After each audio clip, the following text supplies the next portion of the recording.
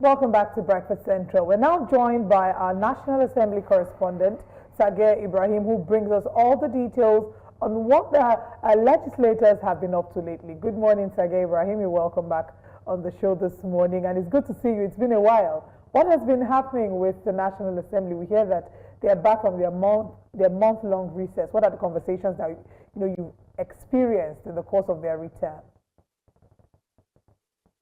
Good morning, Odin. Good morning to everyone in the studio. Ladies and gentlemen, my apologies. You're looking great, I must say. But then the National Assembly, thank you very much. It's been a while, yes, indeed, but owing to the fact that the National Assembly has been on recess, you'll recall that they had to combine both the Eid al-Fitr, that's the Salah celebration, and also the Easter celebration, following a long, of course, period of Lent, and also Ramadan fast. Well, back to it. Plenary resumed on Tuesday, yesterday. Issues that were on the front burner of the National Assembly of the Senate continue to remain, the same issues. It's security, the tax reform. So first of all, for security, of course, the news making the rounds that the Senate is planning on convening a national security summit. Now, of course, this was met with mixed reactions from the lawmakers. That some of them feel that it might be the regular, organize an event, invite individuals to come sit, talk, discuss the matters, and then no, actionable work is actually put in to ensure that all of these issues, are addressed permanently. So the likes of Senator Inaya Baride, representing Abia South, is of the opinion that, look, we've done this time and time again. Maybe we can do something else, but a national security summit at this point is not looking like the solution to the problems. And it's understandable because owing to the fact that this is Nigeria, of course, this is not the first time we've seen security summits either being held by whether the National Assembly or state governors. We've seen state governors from, for example, the Northeast region organize security summit. We've seen state governors from the Northwest come together to organize security summit with the intention of addressing a lot of these security issues. Now, of course, the major challenge with the issues is the dynamics and the fact that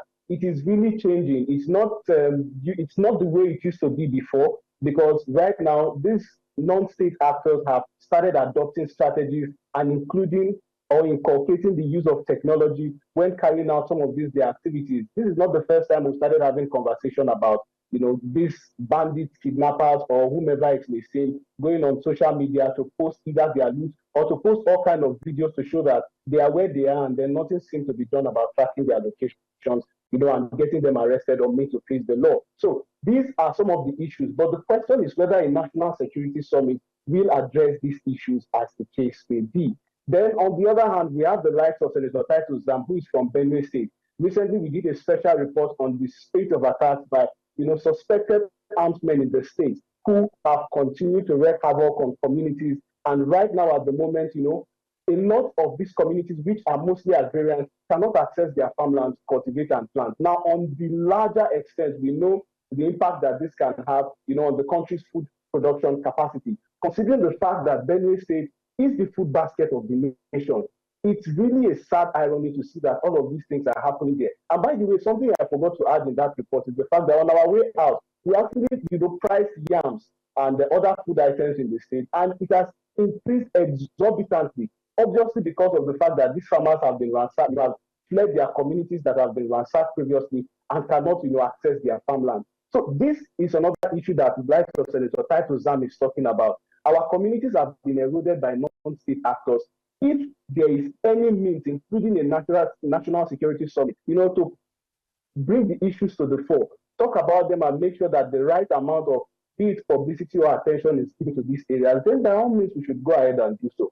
But aside that, of course, there's also other conversations like the tax reform bill. So you recall that the last step that the Senate had taken was getting the public hearing done, and that was sometime in March. We saw the National Assembly as a whole spend about 5 days inviting the entire public stakeholders in different parts of the society to come and, of course, add value to the conversation pertaining to the tax bill.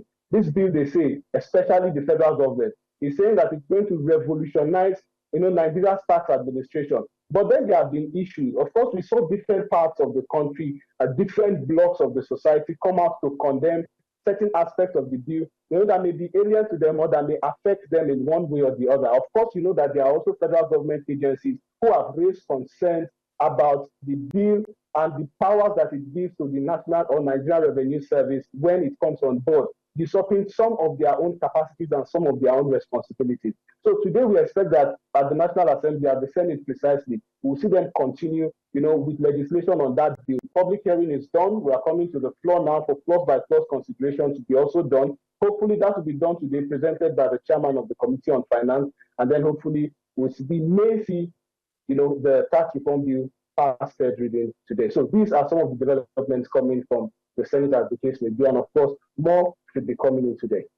Now, Sir Gibbs, when plenary resumed yesterday, the River State was one of the issues the senators discussed during plenary. Could you bring us up to speed with developments with regards to River State and the sole administrator? So yesterday, indeed, it was the first issue, brought forward by the Senate President. It was an announcement stating that the Senate will now have to constitute its own ad hoc committee to oversight, the administration of River State by the sole administrator. You recall that sometime in April, we saw a breaking story that the ad hoc committee on River State oversight at the House of Representatives level had summoned the sole administrator of River State, to come before it or to appear before it. So that committee is supposed to also be replicated at the Senate as well. But for some reason, the Senate had not been able to do so before it went on recess. So of course, it was no surprise when, upon resumption on Tuesday, yesterday, the Senate President first started by putting and ensuring that the committee is set up. Of course, the committee has been set up, its chairmanship and vice chairmanship has been announced, but he also mentioned that the leadership of the committee for now is still subject to review, pending when more robust, consideration is put into it, and then it takes a better form. But then, by and large, the Senate now has its own committee on the oversight of River State. The House of Representatives also has had its own. Sometimes when they gave the go-ahead to the president, giving him the nod for invoking Section 305, you would recall that one of the recommendations that the Senate president, had made in that statement was setting up a joint committee of the House of Representatives and, of course, of the Senate to oversight the activities of the sole administrator. Because as the name implies, he's an administrator and he is the sole administrator of the state. So this implication means that he may not necessarily be working, with any kind of formed government or cabinet structure, as the case may be, except maybe via appointment or the likes of that. But he is the one taking the decisions, and the National Assembly wants to be sure that whatever decisions he is taking is going to be in the interest of Nigerians and going to be in the interest of bringing peace to River State. Because as you know, he has a 6-month tenure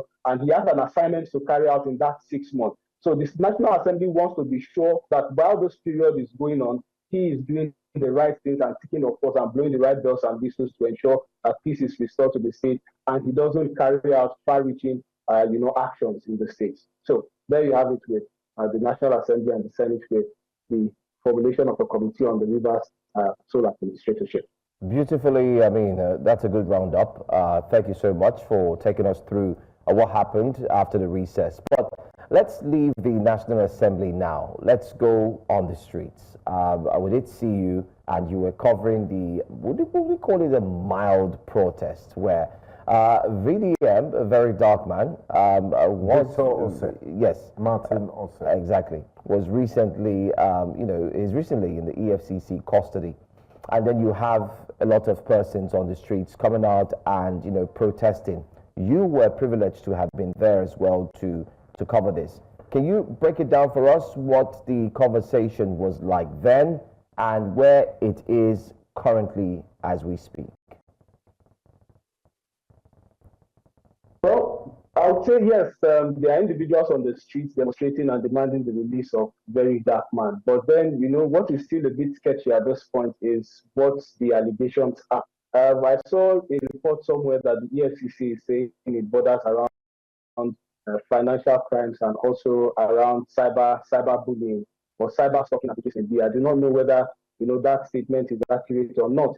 But the fact remains that these individuals are on the street. They are demanding that very dark man is released. They describe and call him the voice of the voiceless, and calling him a stable voice that has spoken about societal ill for the longest time. So they see all of these processes as just a deliberate attempt to stifle him or gag his voice, as the case may be.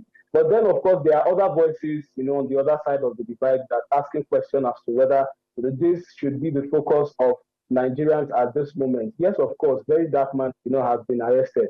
But is it something to raise so much fuss about? Of course, these are what they are saying, considering the fact that there are other issues, pressing national issues. We saw what the Minister of Power had posted about Nigerians bearing the full cost of electricity tariff. They feel this is something to protest about. We saw the response that the media aide of the president gave to the president of the Africa Development Bank regarding Nigeria's GDP. This is something to protest about. We are seeing other developments and other nuances, including what's going to be happening today in the National Assembly. The Senate's consideration of the tax reform, bill, clause by clause consideration of the report by the Committee of Finance. Have the issues that were raised regarding bottlenecks or certain challenges and issues in that bill been addressed to the extent that Nigerians are sure that this bill will not impact their life in a negative light? I mean, a lot of people are already complaining about tax. So the question now on this other side of the divide is whether Nigerians should, pay so much attention to this arrest and this prosecution, so much that it leaves these other pressing national issues. But then again, of course, the fact remains the fact. Nigerians are angry, netizens are on the streets and are protesting, and they continue to clamor and call for his release. Yeah, at the end of the day, I think another angle would be the fact that two of them can coexist. What protest against what they have considered an abuse of human rights, and protest against the rising cost of living can coexist at the same time. But Sake Ibrahim, you've done a beautiful job this morning bringing us the analysis of what has happened behind the scenes at the National Assembly. We look forward to speaking with you as always. Thank you for your time this morning. I must say you look handsome too, and thanks for the earlier compliment. That was for me, Bingo. That was for Please don't hijack my who did you compliment? Let's clear the air on this now. Who was the compliment for initially? Oh, okay. The compliment is for everyone in the studio, of course. Thank you. God bless you both. So everyone has a piece of the cake. Everyone has a piece of it. Because it was causing a bit of problem behind the scenes. Thank you very much. Joe, I hope you're happy now.